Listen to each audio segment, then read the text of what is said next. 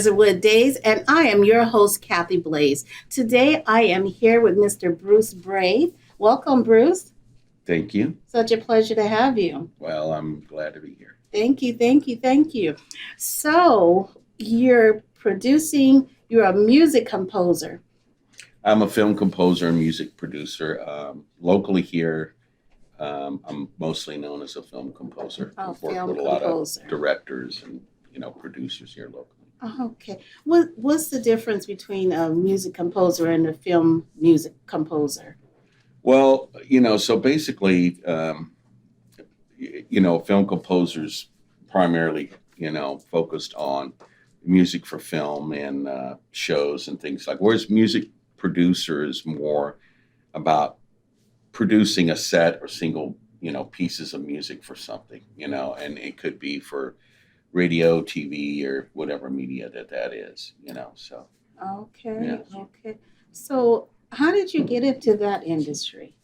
So basically, I had been playing in bands since I was a teenager, and clubs, on circuits, stages, things like So that. you were out there partying. I was. So I was influenced by my mom at 8 because my mom was, all of her family were bluegrass musicians Oh, okay. from Virginia. Oh, Yeah, and so I kind of got into the music industry and I just played forever.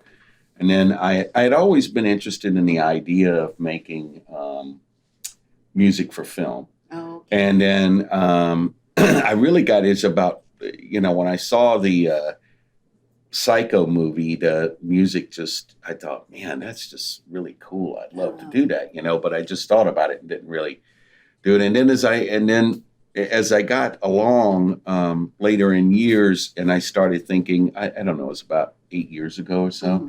And I started thinking, I've been doing this band gig for a long time, and I think I want to start exploring this idea of doing films. Okay. And so I started to reach out to other people who were also good. The best way to do it is to find like-minded people who are also just starting. Sure. So then everybody's kind of at that Yeah. same level, Right.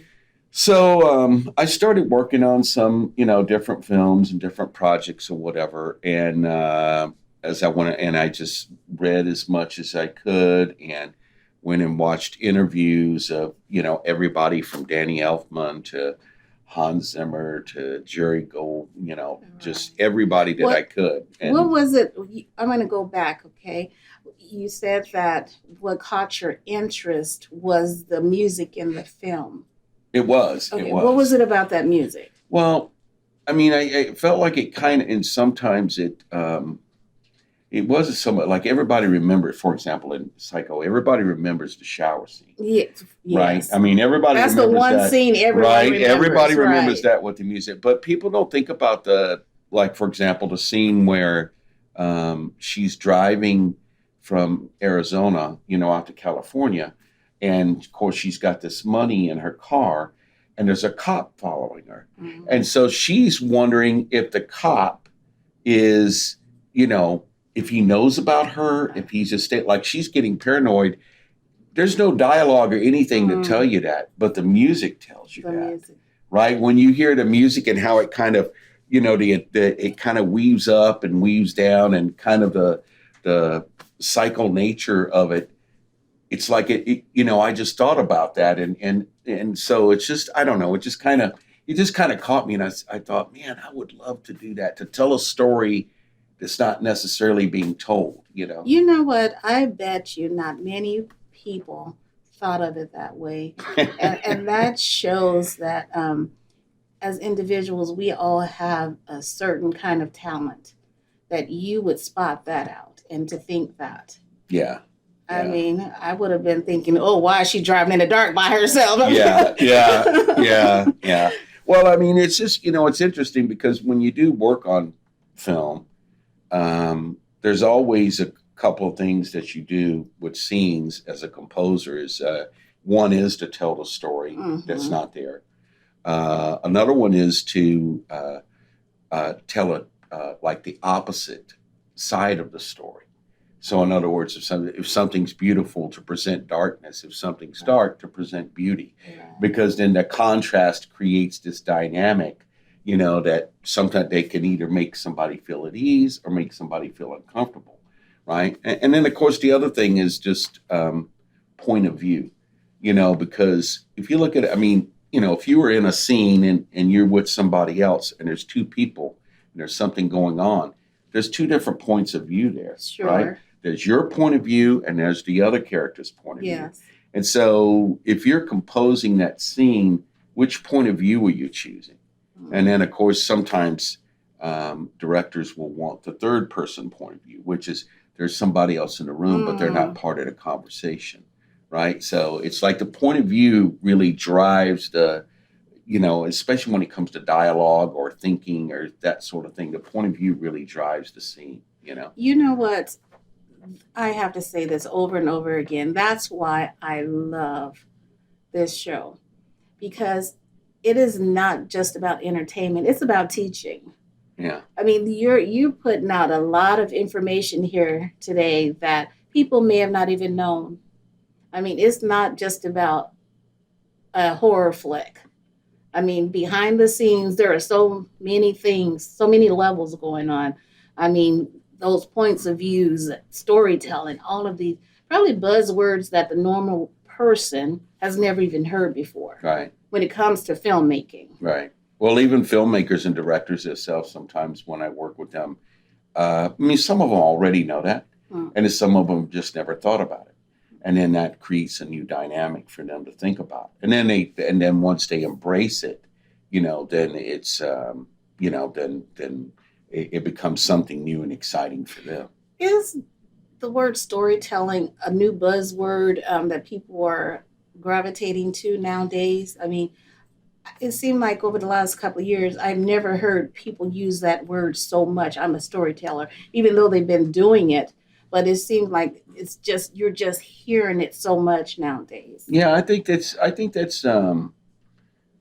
part of a movement by filmmakers to make sure that they differentiate that there's somebody with substance, right? Because I think that movies have, they've hit certain times when films were created without a lot of substance, right? And you hear a lot of people today. I mean, I watch movies from forever, and you hear a lot of people complain today that not as many movies are made with substance or meaning. But really, to be honest, if you go back and look, we remember, even I don't care if it's the 40s, 50s, 60s, 70s, 80s. We remember those iconic films, and then we just assumed that they were all that way. Right. But they weren't, right? I mean, for every, On the Waterfront, you've got 100 other movies that were just either okay or not very good, So I think I think you're right about the storytellers thing, because I've seen that a lot, and it's a very competitive industry, right. So filmmakers need to set themselves apart from other filmmakers. Right. I was watching a movie the other night, and I was happened to converse with my girlfriend about it because I didn't know if it was just me being very critical, because I felt like it didn't have any substance. The only thing that I loved about it, that it was in black and white. But I just felt like there was so much missing from it that, like you said, it could have had more points of view. There could have been so much more to make it a better movie. And she felt the exact same way, and she's not even in the film industry. Right. So I wasn't critical. Yeah. No, you're right. When you look at, when you watch movies, and part of the reason why I like composing for movies, by the way, is that, I watch a ton of movies. Yeah. I love movies.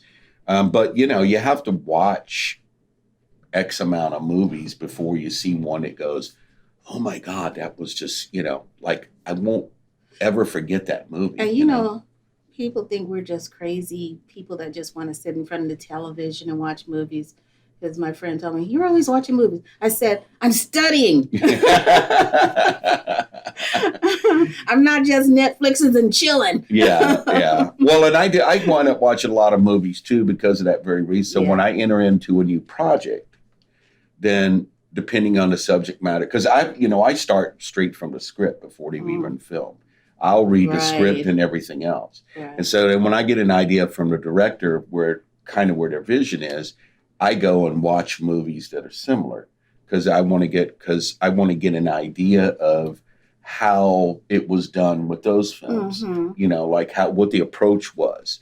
Because it differs from one film to another, and even in the same types, Right. it differs from What do one you film What to do you think another. about people that say that you shouldn't go and watch those other films because they feel like you're going to try to emulate what they're doing there?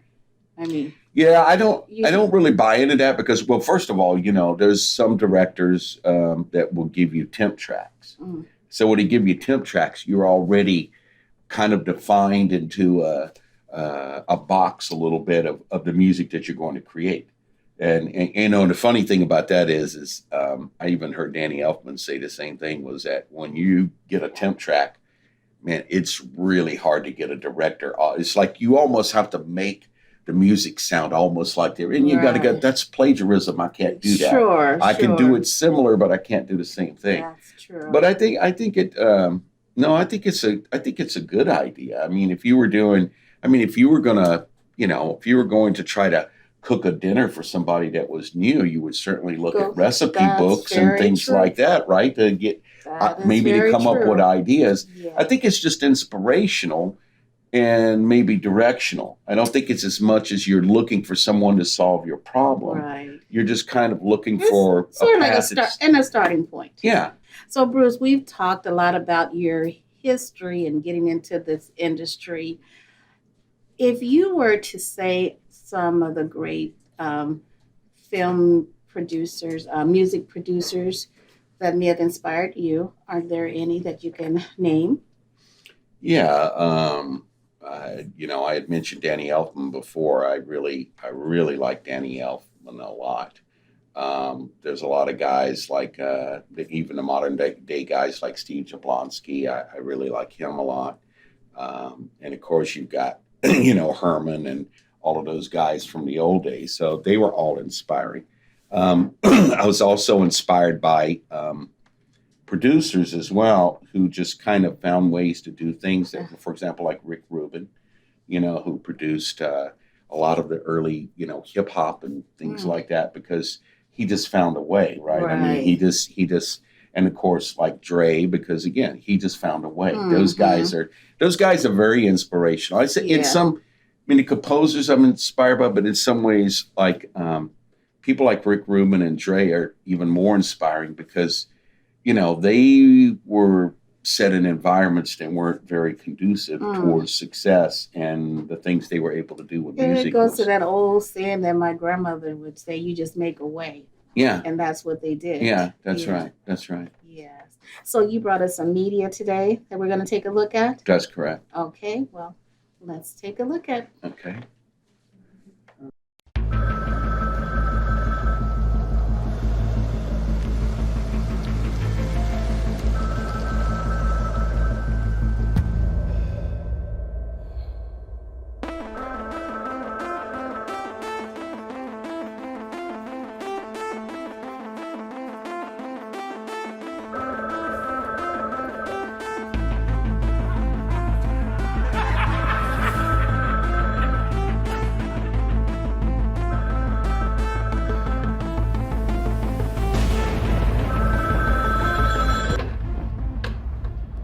Yeah.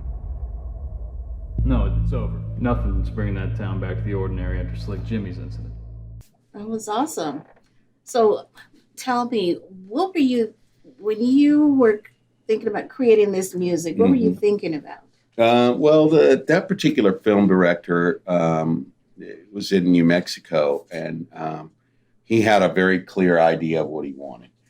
He was inspired by the music from Stranger Things, the Netflix show, and so he had kind of talked to me about that and how the way. And what was funny was he had worked with some other music composers and had a hard time with them, but then he and I just kind of clicked, and so basically I was just trying to follow the guidelines of what he had given me, and to be in, and all of the music was kind of in contrast to what was going on to the scene. So that all of that music that I did for that film was a contrasting music. So none of it actually went along. It was an opposing view of what was going on the screen, which was kind of an interesting project to work on. So do they give you a script? Do they give you a background of everything that's going on there, background of the talent, the characters?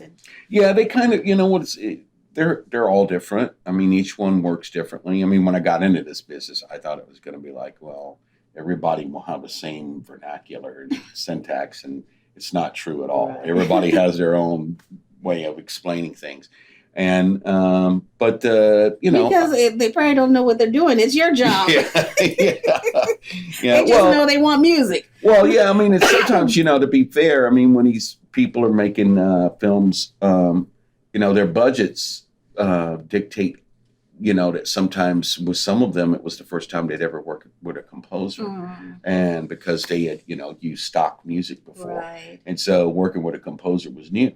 Right. Because a lot of these directors and producers are working with their own money. And as in this industry, it's very expensive to film even a short. I mean, on a 20-minute short, people don't realize, you could spend $10,000-$20,000 on a 20-minute short. So.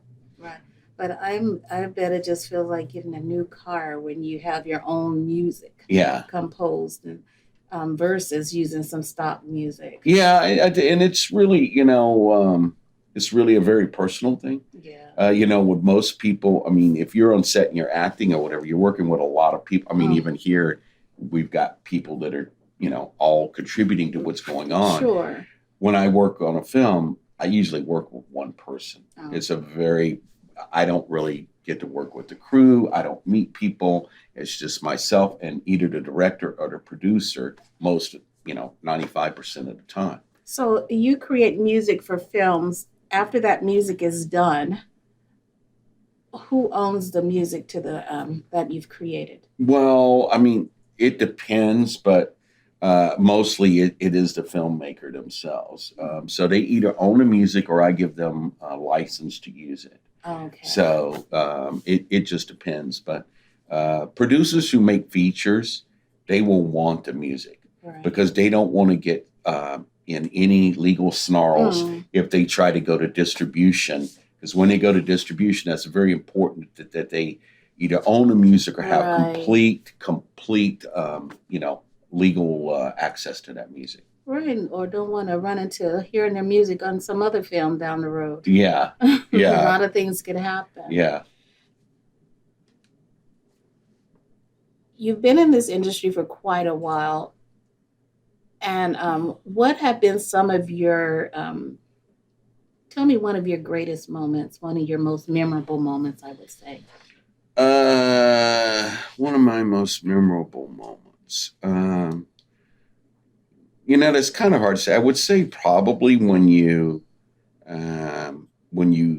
sit in the theater and watch the film and hear your music. I think that's anytime you get to do that, that's pretty awesome. It is. I think the first time that I ever did that, which was a long time ago, that was certainly memorable at that moment, just because it was the first time. But I think the most memorable moments, actually, to be honest with you, are breakthroughs with directors and with myself. When you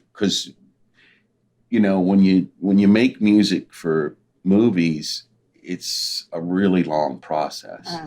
And so sometimes you'll work on a piece forever, and then the breakthrough is when you start to feel it. And I can't explain that, but I work on something until I feel it, because if I'm not feeling it, the audience is not going to feel it, right? Sure. So that's always the breakthrough is that you work on something and you're watching this scene 1,000 times because you watch the scene as you compose to it, and it's things about feeling, it's things that you unearth, and it's just this, when it creates this dynamic, and then all of a sudden, you're not really feeling it, and then everything just falls into place like a puzzle, and you go, all right, then that's the breakthrough for me. I love that. Yeah. So where do you see yourself in, let's say, about 5 years? Well, I always have a 5-year plan. I think that in the next 5 years, because I've started to work on projects that are better funded, Okay. that actually have real distribution. So I think in the film, I've in the last 2 years, have changed my business model to do less film Mhm. and to try to do more quality film. And I mean, the filmmakers I made with have made good quality projects, but it's not about the quality of the filmmaker. It's about the quality of the project, like Right. everything that's involved. Because Right. if in this business, you have to think about the business part of it, right? At Right. some point, if you don't, then you're just spinning your wheels, That's true. right? That's So, true. so I'm thinking, and then I've started to now come. I told you I was in bands, and I've started to come full circle back around and actually start doing music producing with some singers now. Oh, okay. So I'm planning on really kind of developing that, part of my business in the next Mhm. 5 years as well. So hopefully in 5 years from now, um, I would say that maybe that I've worked on, I don't know, 7 or 8 films at least that are in that are in really good distribution that a lot of people have seen, and that some singles that I've dropped have been heard by 100,000 people or something. Wonderful. Yeah. So where can our audience find you, Mr. Bray? Well, my website is at brucebray.com, but mostly on Instagram. If you look Okay. for Composer BB, that's where you'll find me on Instagram. So Awesome. Awesome. It was such a pleasure talking to you today. you as I well. learned a lot from you today also, and I'm sure our audience did too. Yeah. Well, Yes. I hope so. Yes, wonderful. And thank you for joining us here today at Desertwood Days, and we will catch you next time.